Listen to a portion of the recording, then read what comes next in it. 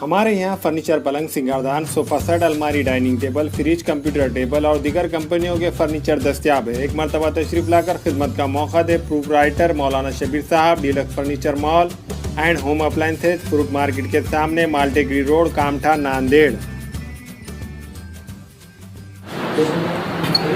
नागपूर मुंबई हा जो हिंदू हृदय सम्राट बाळासाहेब ठाकरे महाराष्ट्र समृद्धी महामार्ग आहे, या महामार्गाला नांदेडशी जालनापासून जोडण्याचा प्रकल्प शासनाने मंजूर केला आहे। जालना नांदेड एक्सप्रेसवे, जालना नांदेड द्रुतगती महामार्ग, जालन्यापासून नांदेडला 180 किलोमीटरची आखणी शासनाने मंजूर केली आहे आणि ह्या आखणीचं भूसंपादनाची प्रक्रिया सुरू झालेली आहे।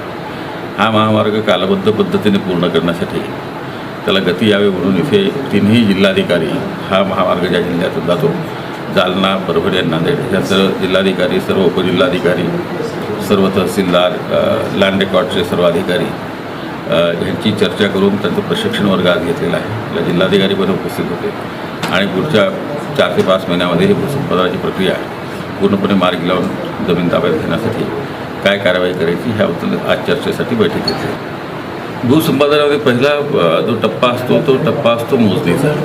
मोजणीचा टप्पा पुढच्या 2 ते 3 महिन्यात जर पूर्ण झाला तर आपण मार्चपासून याचं पेमेंट सुरू करू शकू। भूसंपादनाचं मावेजे देण्याची प्रक्रिया तर अतिशय पारदर्शक आहे। जो लार ॲक्ट आलेला आहे 2013च्या 31 डिसेंबर 1 जानेवारी 2014 पासून, त्याच्या तरतुदीनुसार आपण मावेजाचं कॉम्पिटिशन करतो।